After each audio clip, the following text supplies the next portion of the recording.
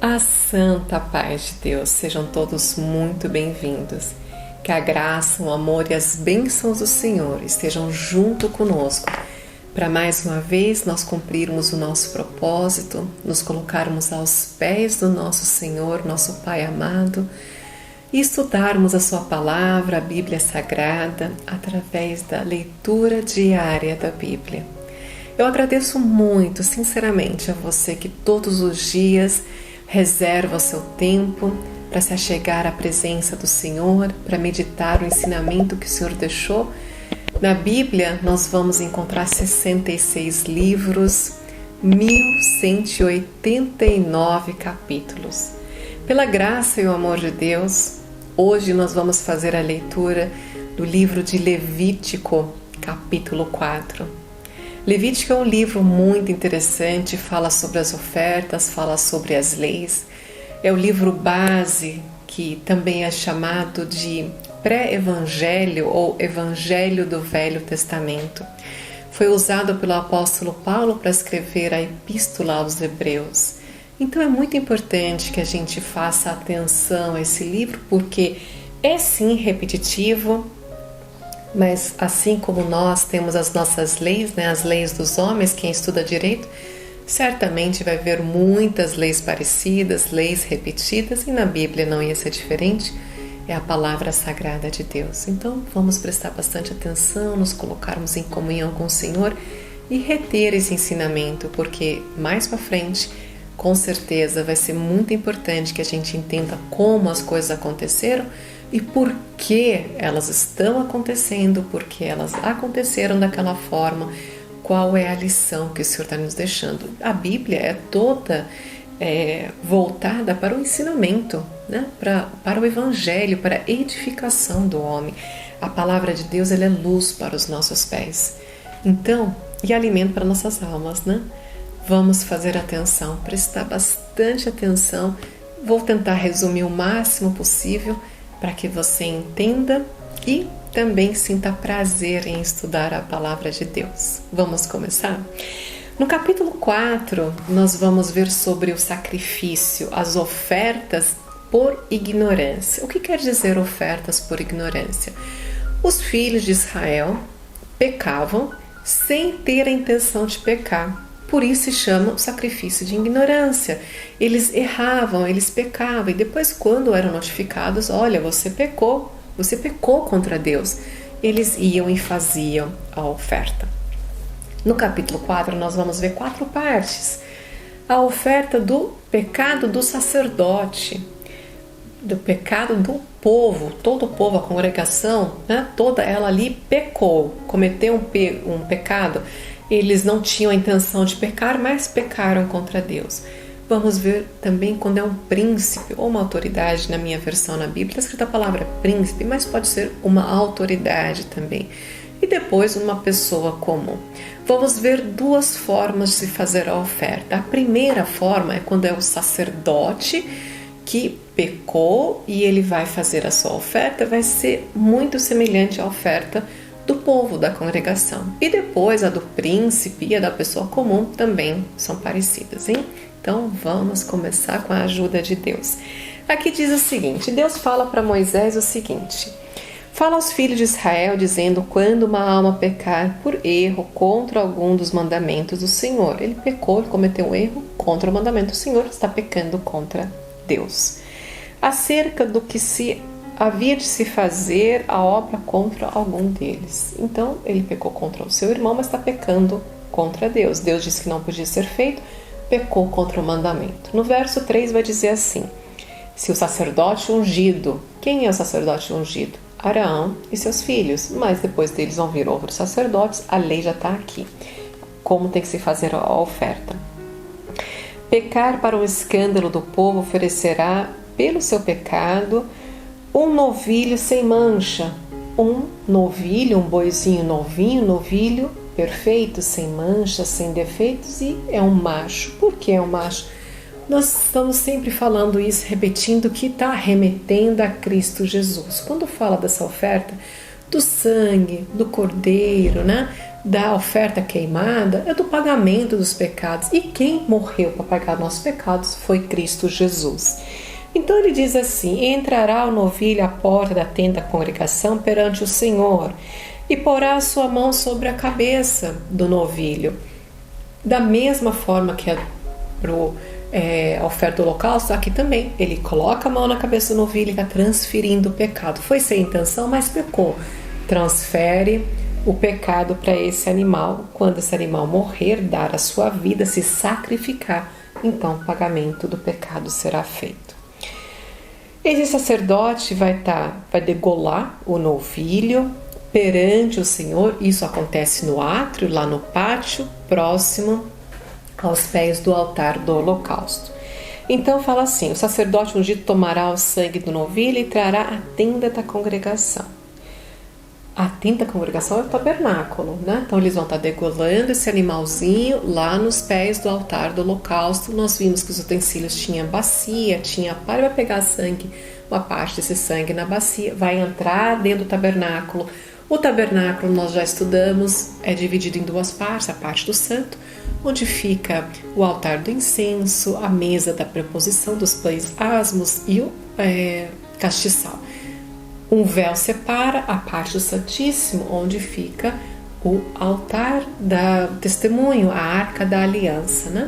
Então ele entrou, ele vai molhar os dedos nesse sangue, vai aspergir 7 vezes nesse véu, depois vai molhar os dedos no sangue de novo e vai colocar em cada chifre, são 4, do altar do incenso, vai deixar um pouco de sangue lá. Quando queimar esse incenso, vai ter esse sangue junto. Feito isso, ele sai, o resto do sangue que sobrou, ele vai jogar na base do altar do holocausto. E esse animalzinho diz assim, olha, eles vão derramou todo esse sangue na base do altar. Nós já vimos que próximo das cinzas, né, ao lado oeste do altar, a cabeça, os pés, os rins, toda essa parte vai ser tirada, toda a gordura, as partes boas, as partes nobres e a gordura se coloca para queimar no altar do holocausto.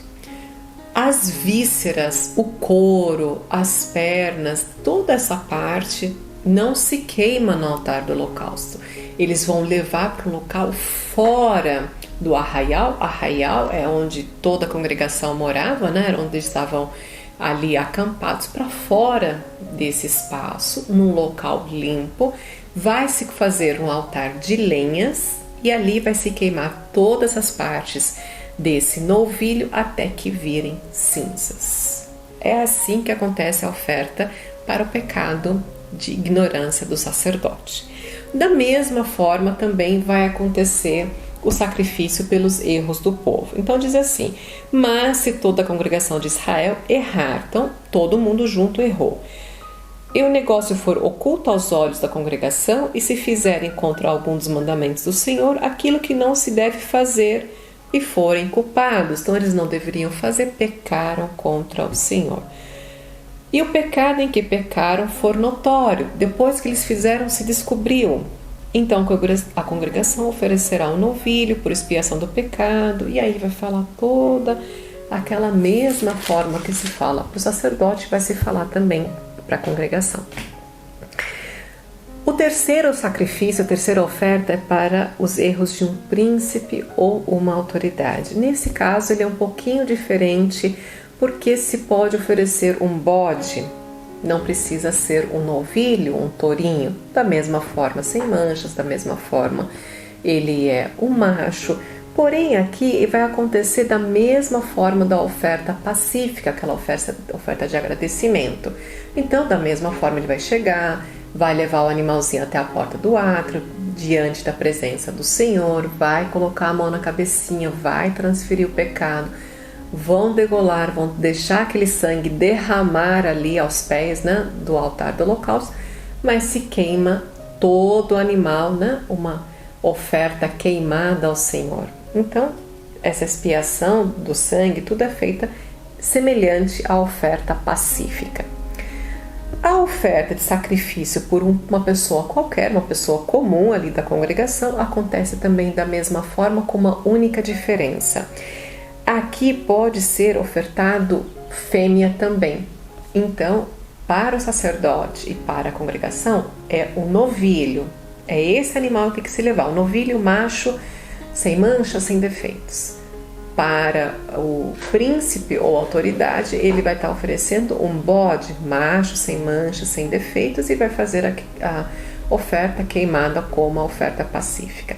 Para a pessoa comum, ele pode levar um machinho ou uma fêmea. Aqui também diz no verso 32 que ele pode estar levando uma cordeira. Então, uma cordeirinha, uma cabra, né? Uma ovelhinha, fêmea também se aceita. E também é feita a oferta conforme a oferta pacífica, se queima tudo e cheiro agradável sobe ao Senhor. Glórias a Deus, aleluia. Só para a gente estar terminando aqui no último verso 35 diz assim: e tirará toda a gordura, como se tira a gordura do cordeiro do sacrifício pacífico. E o sacerdote queimará sobre o altar, em cima das ofertas queimadas do Senhor. Assim o sacerdote, por ela, fará expiação dos seus pecados. Vai estar acabando ali com os pecados que pecou e será perdoado o seu pecado. Amém, glórias a Deus, aleluia. Maravilhoso, né, irmãos? Hoje em dia nós não temos mais essa oferta, nós não sacrificamos mais os animais, porque Jesus Cristo se sacrificou por nós e pagou os nossos pecados. Mas isso não quer dizer que a gente está livre do pecado, afinal, nós somos fraquinhos, somos errantes, muito pecadores, né? Pecamos em constância. Nós pecamos quando falamos mal do nosso irmão, né? Do nosso semelhante. Nós pecamos quando nós julgamos, às vezes a gente nem fala, a gente olha a pessoa, já julga a pessoa. A gente peca quando a gente ofende, quando a gente lesa a pessoa de alguma forma, né?